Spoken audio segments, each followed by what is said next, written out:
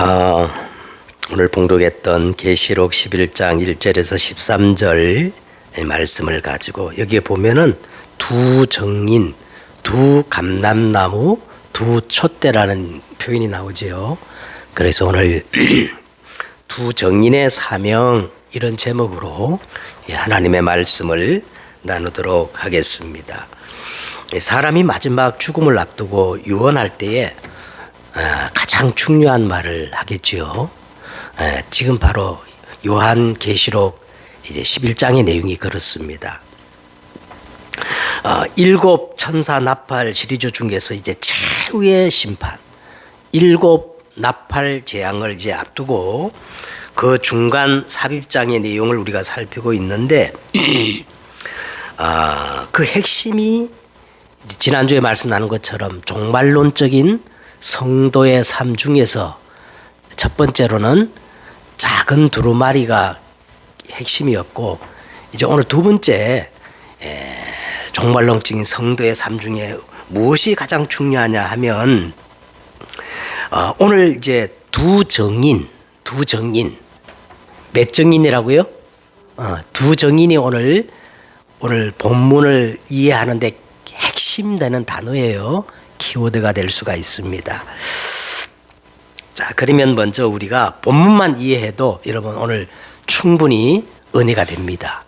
본문만 잘 이해해도 충분히 은혜되니까 본문을 잘 이해하시기 바랍니다.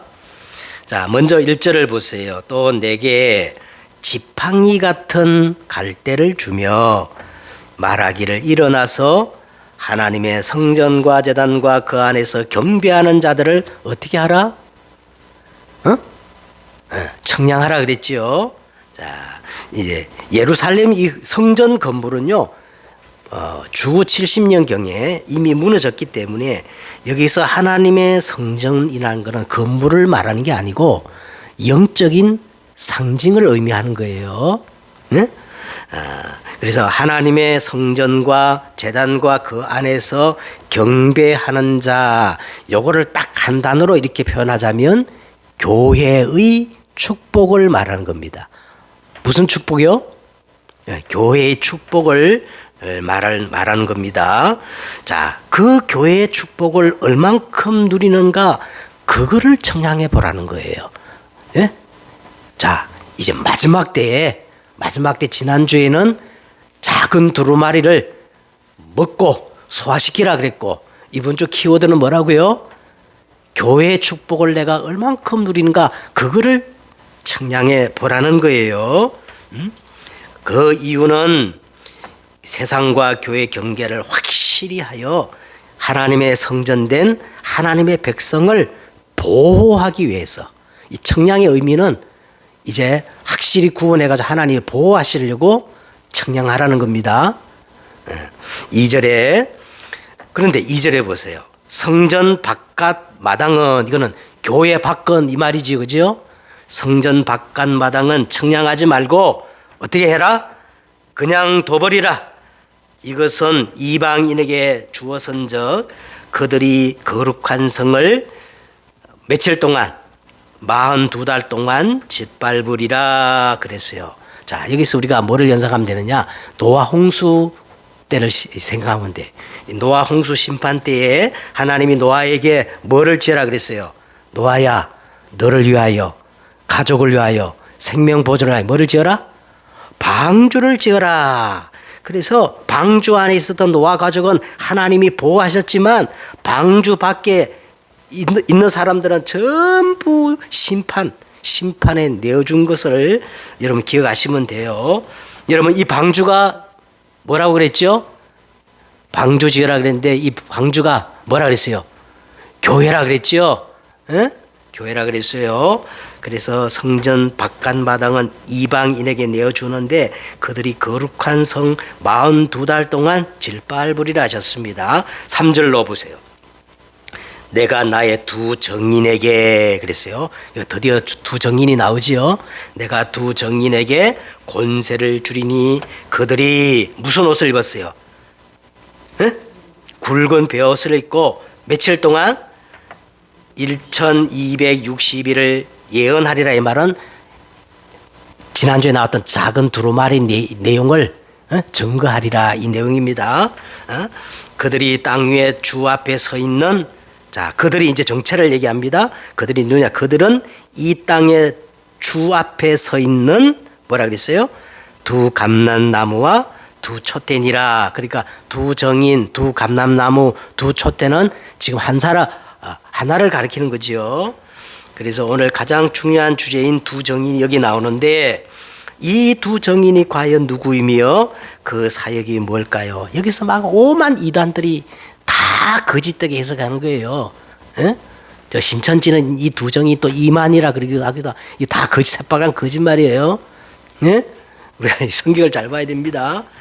자 먼저 이 두 정인의 사역의 내용이 오늘 나오는데 이 두 정인의 사역의 내용은 굵은 베옷을 입고 이 작은 두루마리 내용을 며칠 동안 예언하는 겁니까? 1260일을 예언하는 것인데요. 자, 이 굵은 베옷은 뭐를 상징하느냐? 구약적인 배경을 보면은 언제 굵은 베옷을 입냐면 하나님 앞에 나가서 회개할 때. 그죠? 그러니까 이 두 정인이 증거하는 복음은 무슨 복음이에요? 회개의 복음입니다. 응? 회개의 복음을 며칠 동안 증거하느냐? 1260일로 묘사되는데 이것은 이제 2절에 나왔던 42달 42달과 1260일은 같은 계산해 보면 같은 날이에요. 똑같은 의미입니다. 그래서 이제 오늘 본문에 나온 보면은 42달 1260일 또 오늘 뒤에 나오는 3년 반 이거는 같은 기간으로 성경에서는 어떻게 3년 반 42달 이걸 얘기하느냐면 큰 고난과 핍박을 상징할 때 이 표현을 써요. 42달 3년 반 1260일은 어떤 때 표현을 쓴다고요? 큰 핍박과 환난을 상징할 때 이런 표현들을 씁니다. 그래서 이 3년 반 오늘 이 1260일 42달은 성전의 개념에서 볼 때는 이방인에게 짓밟히는 기간이고 하나님의 계획으로 볼 때는 이 두 정인이 회개의 복음을 촉구하는 사역의 기간일 수 있죠. 자, 그런데 왜 그러면 두 정인이냐 이 말이에요. 왜 하나가 아니고 꼭 두 정인, 두 촛대, 두 감람나무. 근데 자, 그들은 이 땅의 주 앞에 서 있는 두 감람나무와 두 촛대라고 했는데 제가 이제 시간이 되면 이거 다 설명하면 되는데요. 시간 관계에서 설명 못하고 서가랴 4장에 보면은 오늘 이 본문과 똑같은 내용이 나오면서 설명이 되어져 나와요. 예? 두 정인, 두 감람나무, 두 촛대가 그대로 나오면서 나오는데 거기 보면 14절에 이렇게 되어 있습니다. 이르되 이는 기름 부음을 받은 자 둘이니 온 세상의 주 앞에 서 있는 자니라. 자, 간단히 말하면요, 이 두 정인은 기름 부음을 받는 그 말은 성령을 의미하고 두 촛대는 뭐냐? 우리가 계시록 1장에 보니까 이 촛대가 누구라 그랬어요? 교회라 그랬지요. 그러니까 이 두 정인은 성령과 교회를 정확히 그렇게 서간에서 그렇게 설명을 하고 있어요. 성령과 뭐를 상징한다? 교회를 상징하는 것이 두 정인, 두 감람나무, 두 촛대입니다. 자, 이게 오늘 우리 제목인데 확실하게 이해해야 돼요. 이 두 정인, 두 감람나무, 두 촛대는 뭐를 상징한다? 교회를 상징한다. 이단들은 다 자기라 그러는데요. 아닙니다. 여러분 조사해 보면 한국에 지금과 한국 교회사를 보면 50명이나 되는 사람들이 자기가 그리스도라고 주장한대요. 이 새빨간 거짓말들입니다.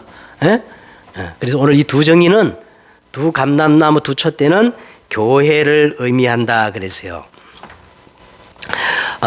그런데 한 가지 의문은 왜 하나가 아니고 둘인가? 성경은 이 둘을 묘사할 때마다 언제나 하나님이 함께 하시는 정확성과 충족성, 그 참됨을 상징할 때 하나가 아니고 두 정인을 세우는 겁니다. 응? 예. 하나님의 참됨과 하나님의 그 충족성, 정확성을 설명할 때 두 정인이라는 표현을 쓰고 있어요. 그런데 이 두 정인이 하나님이 권세를 주셨는데 어떤 권세를 주셨냐면 5절에 만일 누구든지 그들을 해하고자 하면 이 그들이 이제 이 교회지요. 에? 두 정인 해하고자 하면 그들의 입에서 뭐가 나와요?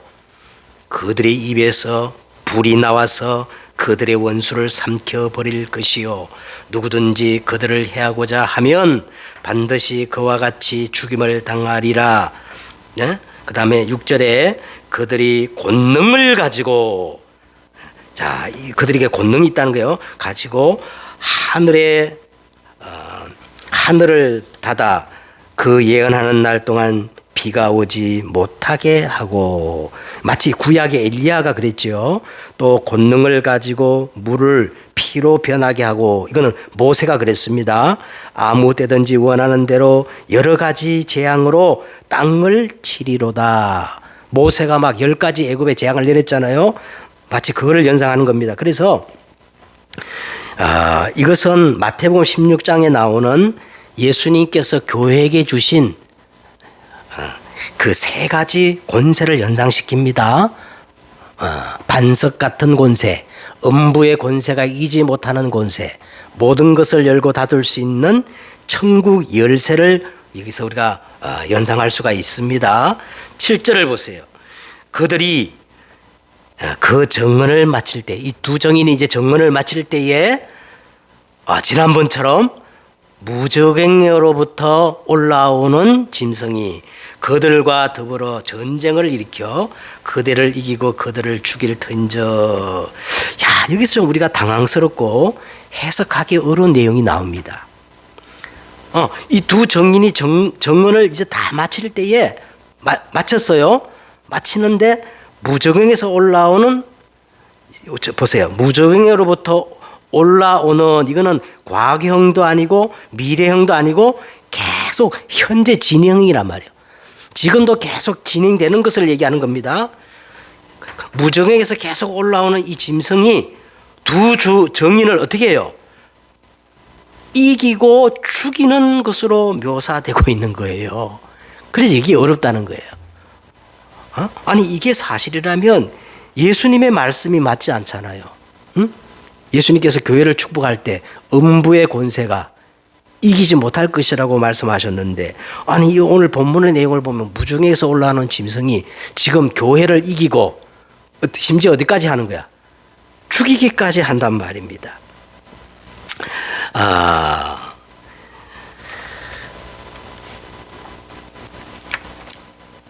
여기서 우리가 좀 참 해석하기 어려운 건데 이거 보세요. 그들이 이 시점이 어디냐 하면 7절에 보니까 그들이 그 정언을 어떻게 할 때 마칠 때에 이 일이 일어난다는 거예요. 이 말이 무슨 말이냐 하면 교회의 사명이 이미 끝났음을 의미하는 겁니다.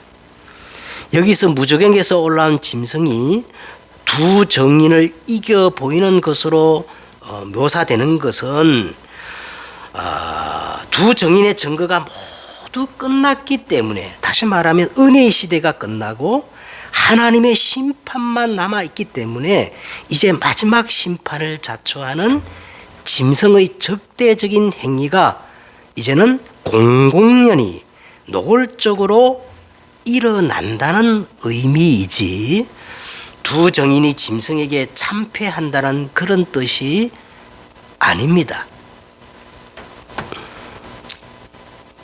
잘 들으셔야 돼요.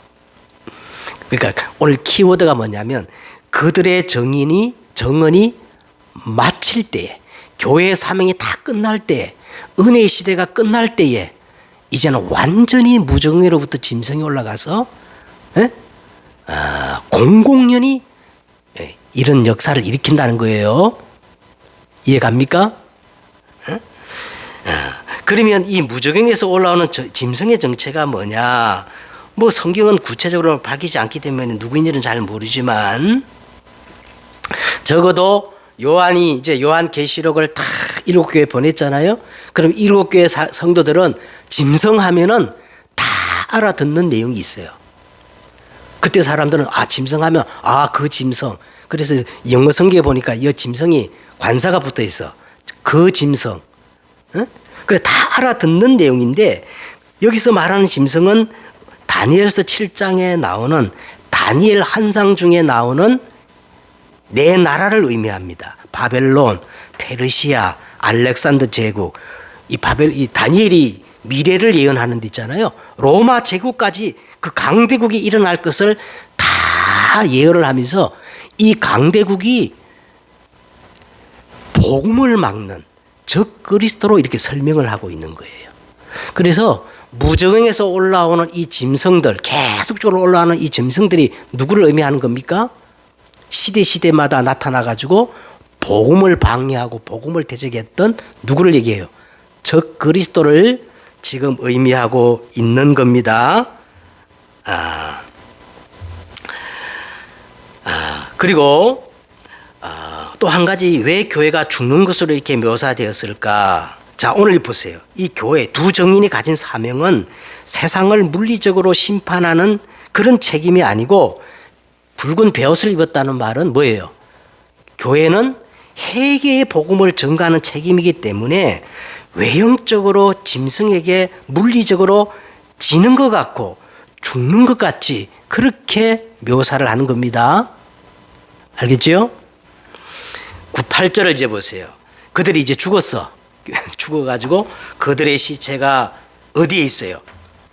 그들의 시체가 큰 성이란 말은 지금 요한계시록 우리가 자꾸 읽어보면 큰 성이라는 표현이 자주 나옵니다. 큰 성 할 때 항상 큰 성, 뒤로 가보면 큰 성 바벨론 이렇게 나와요. 그러니까 큰 성이 이 바벨론인데 그 성은 영적으로 하면 소돔이라고도 하고 애굽이라고도 하니 그들의 주께서 십자가에 못 박힌 곳이라. 쉽게 말하면요, 큰 성 바벨론, 애굽이라고도 하고 소돔이라고도 하며 예수 그리스도 십자가에 못 박힌 곳이 누구냐?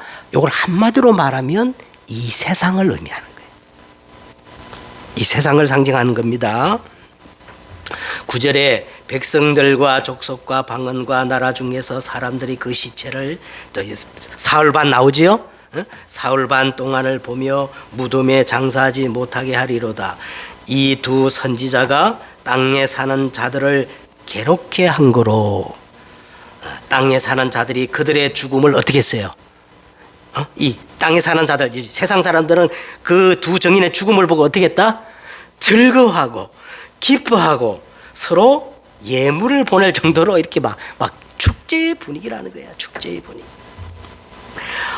이 세상은 짐승에 의해 죽음을 당한 교회를 보고 막 그렇게 통쾌하고 즐거워하고 기뻐하고 서로 예물을 보내면서 축가하는 거예요. 왜? 그 이유가 나오는데 그 두 정인이 전한 이 하나님의 말씀이 그들에게 어떻게 됐다는 거야? 그들을 어떻게 했다는 거야? 괴롭게 했기 때문에 그렇다는 거예요. 괴롭게 했기 때문에.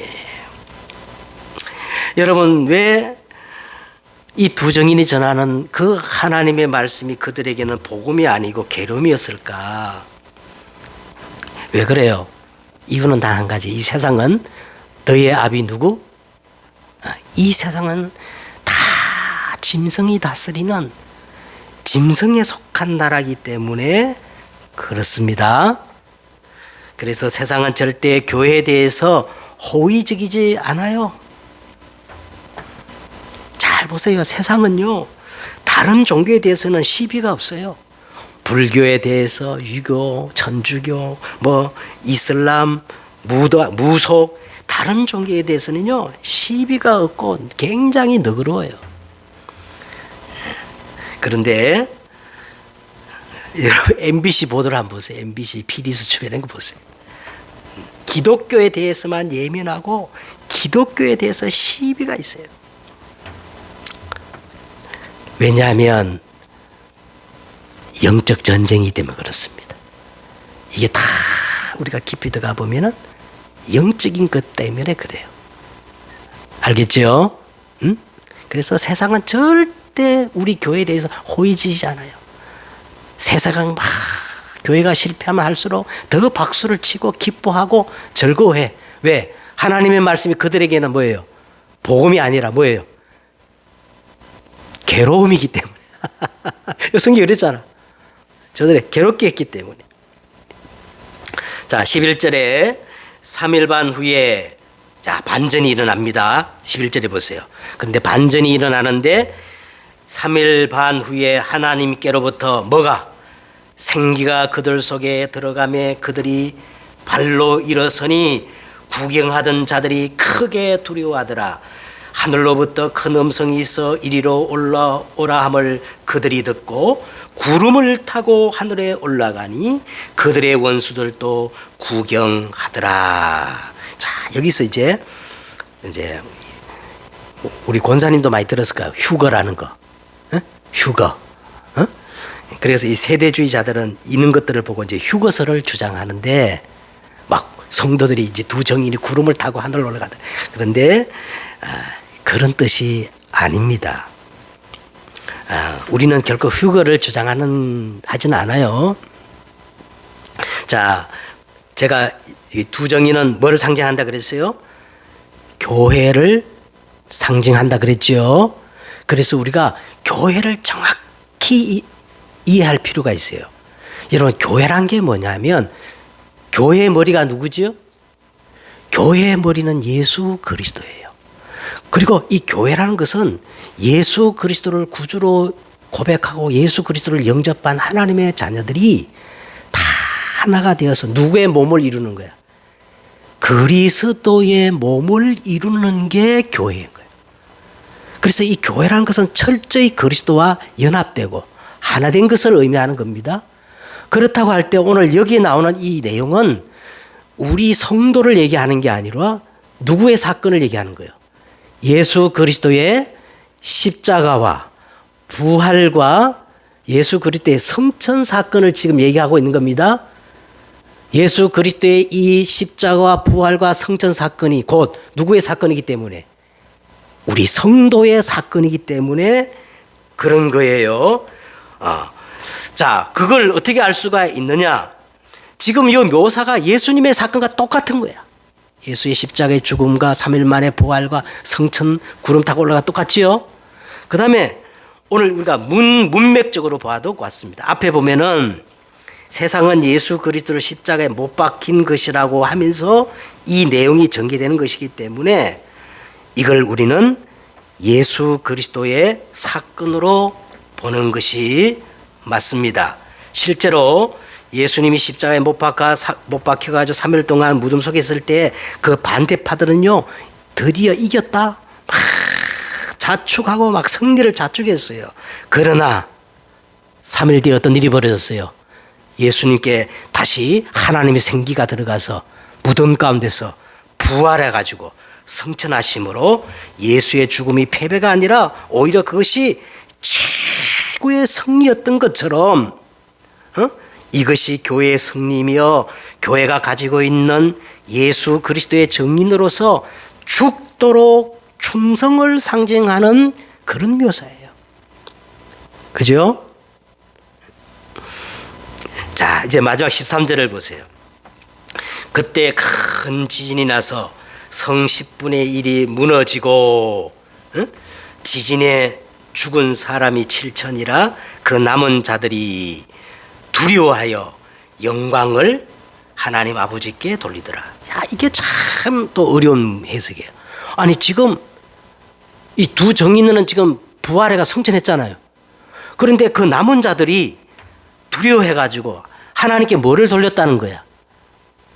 영광을 돌렸다. 자, 그런데 먼저 이제 차례대로 한번 우리가 해석을 해 필요하겠습니다. 여기에 큰 성 10분의 1이 무너지고 죽은 사람이 7천이라 했는데 이것도 상징적인 숫자입니다. 여러분, 예를 들어서 성경이 우리에게 10의 1조를 내게 하신 것은 10분의 1만 내라는 그런 의미가 아니고 내가 가지고 있는 모든 축복과 은혜가 다 하나님의 주신 것임을 깨닫고 하나님이 주신 것을 깨닫고 그 전체에 대한 10의 1조를 드리면서 전체에 대한 하나님에 대한 신앙 고백이 11조잖아요. 안 그래요? 네. 마찬가지로 이 장자, 구약을 보면요. 이 장자가 언제나 그 가업을 대표하는 자로서 장자가 죽음으로 모든 죽음을 상징하는 것이 그처럼 오늘 여기에 10분의 1 또는 7,000명이 이 나오는데 이거는 전체를 의미하는 거예요. 전체를. 이걸 지금 구약에 아주 그 7천이라는 말은 열왕기상에 나오는데요. 구약의 7천은 엘리야 시대 때 바알에게 무릎 꿇지 않은 남은 자 수가 7천이거든요. 이걸 역으로 이제 쓰면서 마지막 때 다 심판과 멸망에 휩쓸릴 수밖에 없다는 전체를 상징하는 숫자로 10분의 1, 7천으로 이렇게 묘사를 하고 있습니다. 자, 그런데 우리가 또 이해가 안 가는 게 우리에게 너무 익숙한 단어가 나와요. 남은 자, 렘넌트. 이 남은 자가 이게 나오는데 아니 이 남은 자들이 두려워하여 영광을 하나님께 돌렸다 해서 여기서 이제 하나님께 영광을 돌렸기 때문에 회심하는 것으로 보는 학자들의 상당히 많습니다. 다시 구원의 기회가 있는 것처럼 회심이라고 보는 학자가 많은데 우리는 그렇게 보지 않아요. 자, 먼저 우리가 이 시기를 보세요. 이때가 지금 언제냐면 두 정인이 자신의 사역을 다 마친 상태이고 회개의 때가 다 지나간 상태예요. 그럼 이 남은 자들은 왜 하나님께 영광을 돌렸냐면 자, 보세요. 그 남은 자들이 뭐하여 하나님께 영광을 돌렸다 그랬어요? 두려워하여 하나님께 영광을 돌렸다. 이게 오늘 키입니다. 키. 빌립보서 2장 9절에 보니까 이런 말씀이 있습니다. 이름으로 하나님이 그를 지극히 높여 모든 이에 뛰어난 이름을 주사 하늘에 있는 자들과 땅에 있는 자들과 땅 아래 있는 자들의 모든 무릎을 예수의 이름에 꿇게 하시고 모든 입으로 예수를 출하시나요 하나님 아버지께 영광을 돌리게 하셨는데 이 사람들이 회개해가지고 하나님께 영광을 돌린 게 아니라 마지막 심판 때 보니까 진짜로 예수만 그리스도라는 거야. 그래서 석가도 공자도 누구도 할 것 없이 다 그 앞에 무릎을 꿇고 입으로 시인하여 하나님 앞에 영광을 돌릴 수밖에 없는 그런 상황입니다. 그래서 오늘 여기에 남은 자들은 두려워 하나님께 영광을 돌리는 것이 아니라 어쩔 수 없이 황복의 의미로 인정하는 의미로 영광을 돌리는 거예요. 알겠습니까? 그 사람들이 다 회개가지고 구원받기 위해서 하나님께 영광 돌리는 게 아니라 이 남은 자들은 은혜의 시대, 회개의 기회를 놓친 자들이에요. 그렇죠? 자, 그래서 오늘 사실 내용은 다 끝났어요. 오늘 본문 해석이 너무나 양이 많고 제가 이걸 몇 분을 가지고 설교를 하려 했는데 이게 또 분산시키면 또 줄을 놓칠 것 같아요. 그래서 안 보게 했는데 자, 오늘 여기 이제 먼저 서론적으로 보면은 세 가지 세계관이 나옵니다. 큰 성 소돔이라고도 하며 애굽이라고 하며 예수 그리스도를 십자가에 못 박은 세상 나라가 있어요. 그렇죠? 이게 오늘 본문에 세상 나라가 있고 그 다음에 사단의 나라가 있어요. 무정에서부터 계속 올라와가지고 교회를 핍박하고 복음을 막는 이 사단의 나라가 있습니다. 짐승이 다스리는 사단의 나라가 있어요. 영적으로 보면 있습니다. 그 다음에 교회로부터 시작해가지고 이 사단의 나라에서 계속 하나님의 나라를 확장시키는 하나님의 나라가 오늘 여기에 등장합니다. 하나님은 이 하나님의 나라의 사명을 오직 누구에게 맡겼어요? 교회에게 맡겼어요. 그러므로 교회로부터 이 하나님의 나라가 시작되기 때문에 하나님의 성전과 제단과 그 속에서 예배하는 자를 어떻게 하라 그랬어요? 청량해라. 이게 너무나 중요하기 때문에. 왜? 교회의 예배로부터 뭐가 시작되기 때문에? 하나님의 나라가 시작되기 때문에 그래요. 자, 그러면 첫째로 교회란 무엇인가? 자, 교회란 무엇이냐? 교회는 하나님의 나라가 시작되는 곳입니다. 이 땅에서 1절에 보니까 또 내게 지팡이와 같은 갈대를 주어 말하기를 일어나서 하나님의 성전과 제단과 그 안에서 경배하는 자를 청량하되 그랬어요. 왜 그런 거 하니까 에스겔서 47장에 보니까 성전 문지방에서 흘러나온 이 생수가 현장에 제대로 흘러가기만 하면 모든 것들이 소성하고 번성하기 때문에 그렇죠? 그게 보니까 이 성전 문지방에서 흘러나온 이 생수가 무릎을 적시고 발목을 적시고 허리를 적시고 창일하여 강물이 되어지면 모든 것들이 다 회복된다는 거예요. 알겠습니까? 그게 교회입니다. 그 다음에 오늘 본문을 보면 교회의 연합성이에요. 교회는 온전히 그리스도와 연합된 겁니다. 교회의 머리는 그리스도예요. 교회의 몸은 그리스도예요. 그죠? 이게 교회입니다. 그 다음에 교회의 거룩성입니다. 교회는 세상과 구별되어 있어요. 그죠? 오늘 구별됐지요? 네. 그래서 교회는 거룩해야 돼요. 거룩이란 말은 구별된 삶을 살아야 되는 거예요. 빛과 소금의 맛을 감당해야 되는 거예요. 네? 그 다음에 교회의 영원성입니다. 교회는 절대 죽지 않아요.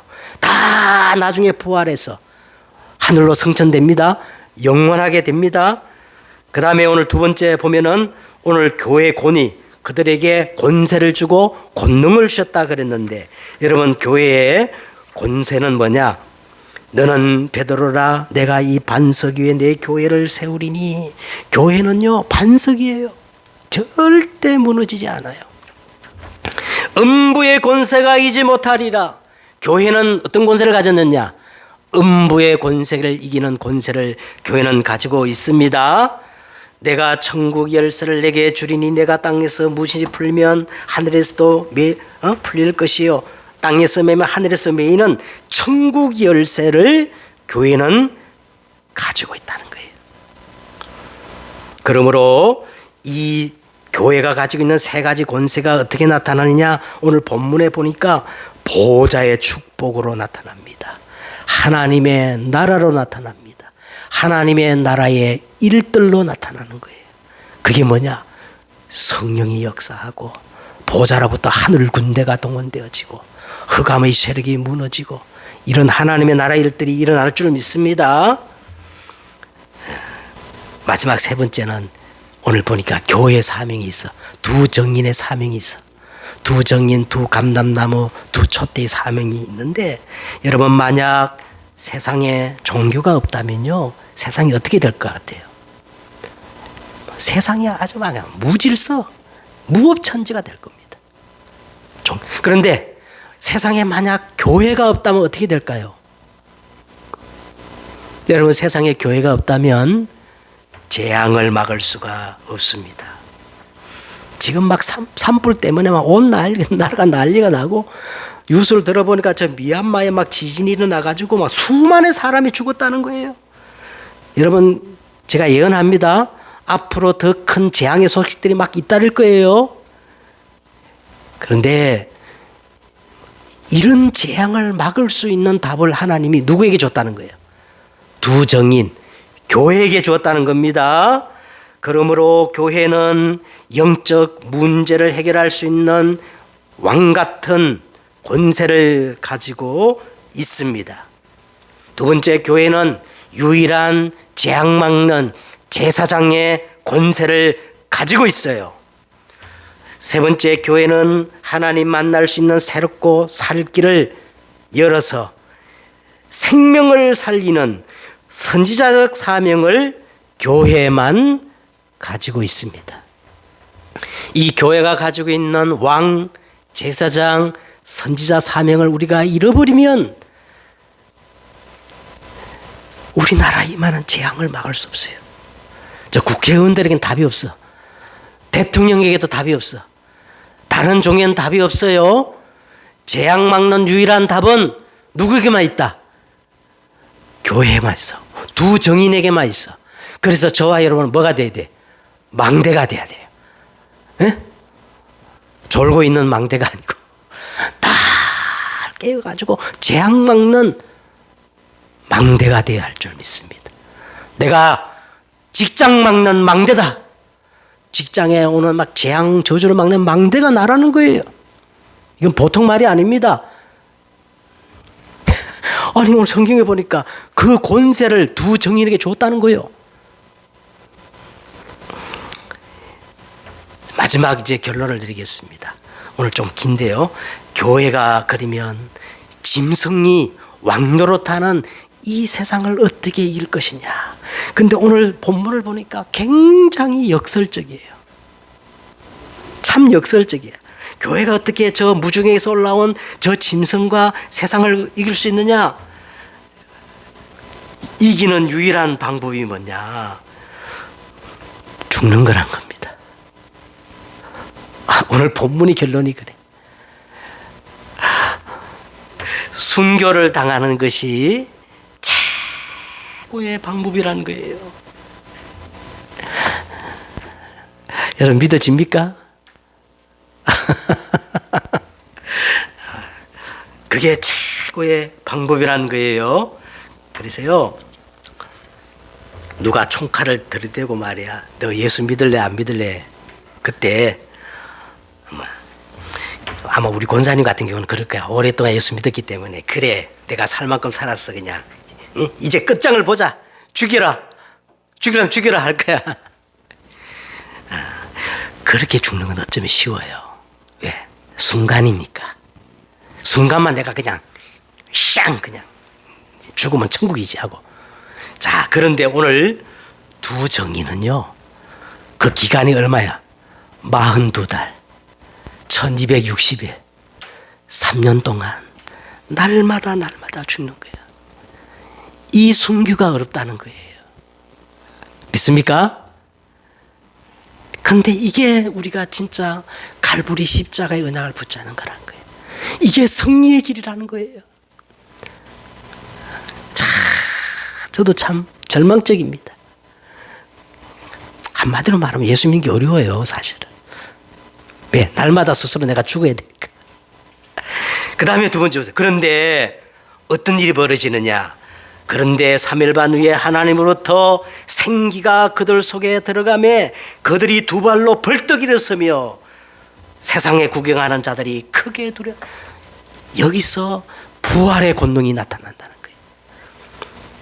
죽어야 부활의 역사가 일어난다는 거예요. 믿습니까? 자, 그렇게 되어지면요, 부활로 끝나는 게 아니고 12절에 보세요. 하늘로부터 큰 음성이 있으러 이리로 올라오라.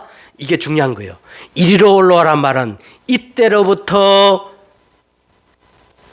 시간표가 뭐가 되느냐? 25시의 시간표가 되는 거예요. 하나님의 역사의 시간표. 하나님의 나라, 하나님의 나라의 일들 속에 우리가 들어가게 되는 겁니다.